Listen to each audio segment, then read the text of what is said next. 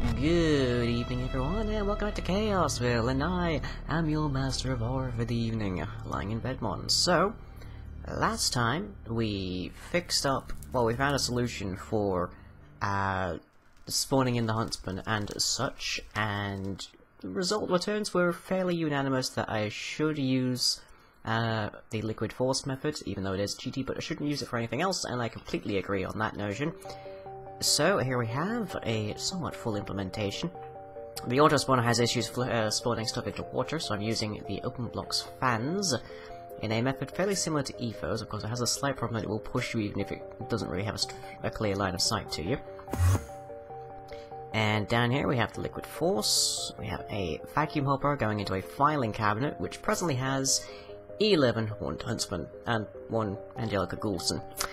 So it's a fairly simple setup over here. We just got a simple hardened energy cell and a drum for holding mob essence. Goes into there. I've got a little lever to turn it on and off.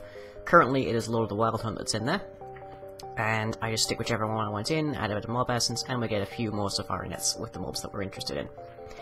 What we're looking at today is partially the way this network interface works, but mostly getting the fan system going.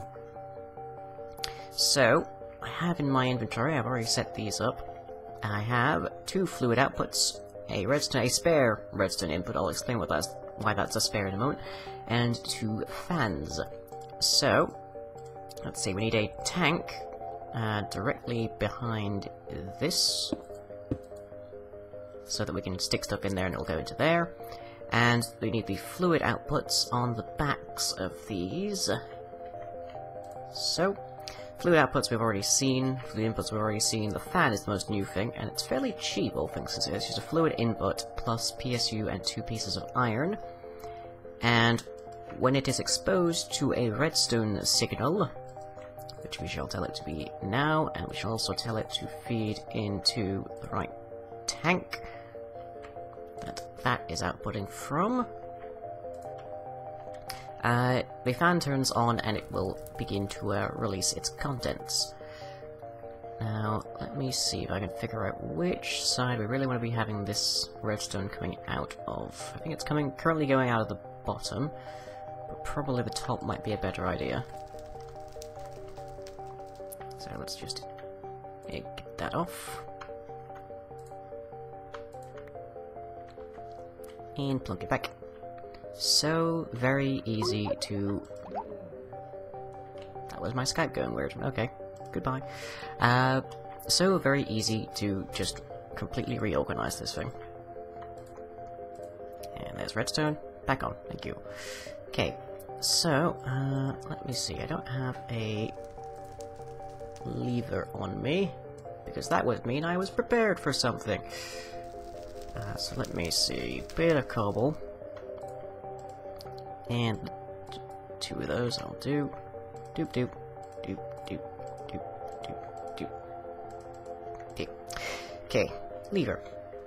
So, when exposed to a redstone signal, this continually attempts to suck in a 3x3 area of gas, stuff like the deadly neurotoxin, the toxic gas, the natural gas.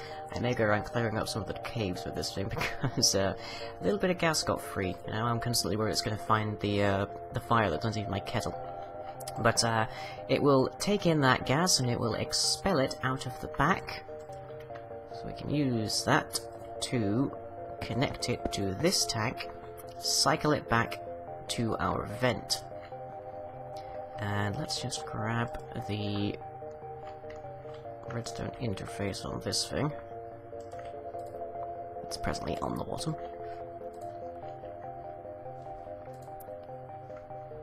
There you are. And there you be. Good. Right. Okay, so same deal over here. I'm just adding more than 1. I might even do a full 6 of them. Just so that the gas empties out as quickly as possible. I might even put like half slabs or something on the bottom here so that we have that less space for the gas to escape into, because presently this area is 4 blocks tall, which is the point where gas starts to really start dropping, sort of dissipating, as it does in the natural environment quite a bit. So, let me see, that should all be good. So, if I put a roof on this thing, and then give it a little bit of some kind of gas, or just natural gas or something, then we should be able to see it cycle back out.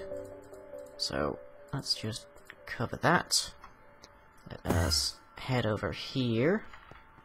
Now, what gas should we give it? We're not going to give it deadly neurotoxin. Not in here. Maybe the toxic gas, maybe a little bit of natural gas. Natural gas sounds like a good idea, we'll use that. And I can always tinker with the thing later to get it to remove them. So let me see. Do we need a gas vial? I think we do. There we are, empty gas vial. So 2 glass and string. I don't have any of these left, because I went playing around with the stuff with Nibdy. And there's now some substantial natural gas pockets lying around. Missed.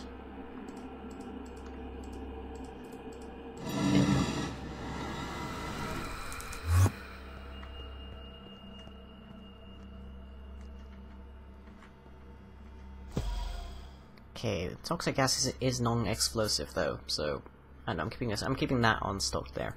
Okay, so 1 natural gas is 4,000 millibuckets, the equivalent of 4 buckets, so it actually looks pretty small for what it's holding. And we shall stick this into the tank. If we've done this correctly, then it should flow immediately into there. So, boop. And it isn't, so I need to do a little bit of rewiring. Fortunately, I have plenty of spare liquid ducts on me for just such a problem. And conveniently, it's right next to that, so all the better. Okay, and let me just ensure that these go in properly. There. Right, remove this one. Replace with the one that has gas in it. So there we go, it's going in. So now, if we expose... which side is it? North is the redstone input, which would be this way. So on here, with a redstone signal onto that block, it will begin to pump out its contents as best it can. I know I had a... Where's my... I had a lever. I know I had a lever. I made a lever. Utterly bizarre. I don't quite know where that's gone. Did you grab it? No? That's bizarre. Okay, well, no worries. We can just... Oh, it's in number... It looks enough like a torch that I was just blanking on it. Jeez. Down. Okay. So, this one will function more on a pulse kind of system. So, that area down there is completely sealed. So, if I do this, take a look down, it's now filled with natural gas. Oh boy, I forgot about that hole entirely. Plunk that there before any more escapes. This is where the vacuum hopper is supposed to go. Eesh. That could have been bad. Okay, so, sealed container, full of natural gas. So now, if we pull this off, this functions on mostly a pulse kind of system, and then we apply a signal here, and then we should see the gas exiting kind of slowly. Yep, you can see it's dissipating in there. And we've only got the one going at the moment. As I say, I'm going to probably adding quite a few more of these. But very slowly, this will be emptying out, and the gas will be returning back to the vent. Where I'm then probably going to have to filter it out again later to get the neurotoxin in. Now, there is the one slight problem I potentially have here is that I may have to move this portal a bit, because occasionally mobs don't quite always spawn in the same position inside of a portal relative to where they were in the original portal. So if they dropped, say, into the exact middle of this portal and teleported to that one, they might spawn, like, deep into this side, and that causes a few issues. I've been contemplating using the rite of the interdiction ritual. I cannot for the life remember what it's called. Oop, nope, that's biomes. Don't want biomes. Want circle magic. Okay, there it is. Rite of sanctity. There we are. Imprisonment, protection. Right. Sanctity is what we will probably use because it will, from like the circle outwards, well, circle inwards they won't be able to enter, so that they'll be automatically forced out and thereby into this. So I'll probably have 3 or 4 of those around this, just to give them that shove into the proper area. But for now, how's this doing for emptying out? That's nearly done. If it's not done already, it's a little hard to tell from down here. If I had glass up here, I might be able to tell better, but alas. But yeah, I'm just going to turn this off now, because I think that might well be done. Unfortunately, I don't have any kind of interface on that. I could do with one. Now, interface we saw before when we were making the slick water. It allows us to view the status of an internal tank on this, so we'd be able to see if it has any gas in it. So we'll leave that for now. So the next thing I want to talk about is these network interfaces. Now, mostly on our different portals that we've used so far, we have used the dialing devices to contact different portals based on their unique identifier combination. I love this mug. It's got its own little jumper. Makes it a pain to wash, but go on. The network interface allows you to create a sort of chain, a looping chain. So you give it a specific network interface, and then in order of the sequence of when they were added to that interface, they connect to each other. So if I set this one's network interface, which I believe I have actually, if memory serves, which it rarely does. Yes, so I've given this one a free Ender Eye of Ender network identifier, which there is one portal presently looking at it. And the redstone interface over here is set to create a portal when it receives a signal. When it does that, it will connect to the next portal in line, which there presently isn't any. The next portal in line for this one should be the one in the actual trap room, the curse room, which I'm still decorating a little bit. But if I add a portal there are now 2 networked portals. So, let me see if I can just quickly change this to, let's see, create portal on signal, is that what I'm looking for? I think it is. There we go. Okay. So, the thing is still over here, isn't it? Yeah. We can probably say that's empty of gas by now. So, if we create a portal here, then it will go over to here. And since it managed to do that, I'm guessing that means that we have actually emptied this room out of gas. But we can see the particles going there. There's a bunch of things you can do with the modules to change exactly what the particles are like. So, for example, there is rainbow particles. Every particle is a random color. You can silence the portal, which I might be doing. You can shade the particles, which looks really fancy. Shame the ethereal frame doesn't work anymore. And then there's full damage and particle destroyer, so you can stop the particles entirely. It is entirely possible between particle destroyer, silence module, and the nano brush to make a completely invisible portal. Not as like walking down a corridor, anyways. Obviously, you still have the structure, and you can't make that transparent. But you can make it look like anything but a portal. Ow. Oh, that's where the natural gas went to. Well, I'll be fine. I haven't taken a bit of damage from this yet, save for when it's exploded, but we'll definitely need to grab a... Yeah, we'll definitely need to grab a fan unit at some point to clean these up. I'll probably do that off camera, because that'll just be boring as an old sin. But these fans don't require any power, so all the better. I can just run around grabbing all the pieces I need, as long as I've got a redstone signaled into this and some kind of tank to put it in, which I do. So, yay. Oh yeah, that's where the second tank went. My mistake. Okay, so if we disconnect the signal to that, that breaks.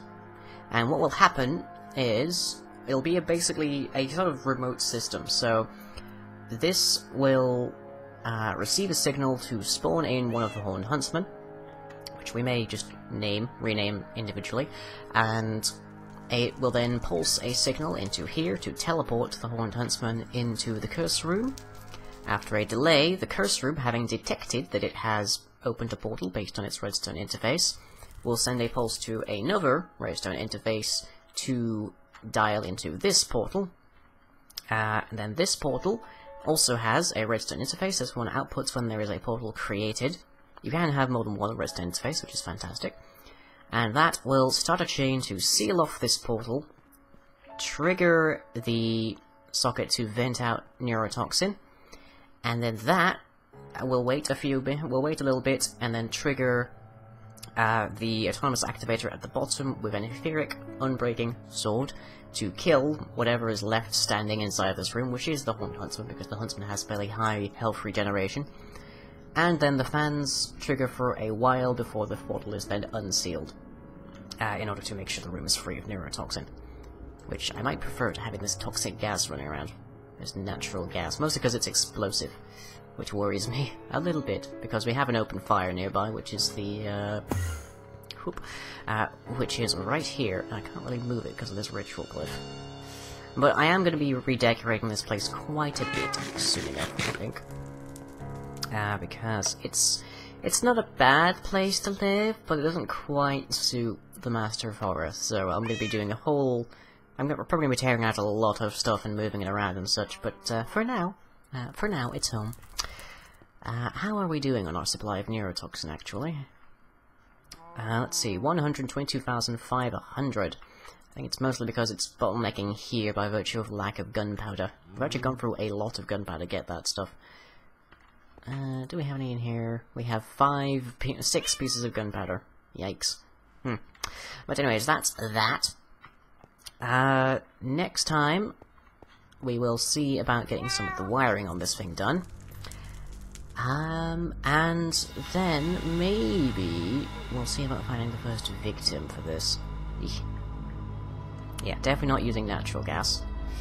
But anyways, that's that, and I'll catch you all next time. If you enjoyed this video, be sure to leave a like and or a favorite. Follow me on Twitter and subscribe to be notified of future updates. You can also check out the website where most other content is uploaded. That's all for now, catch you later.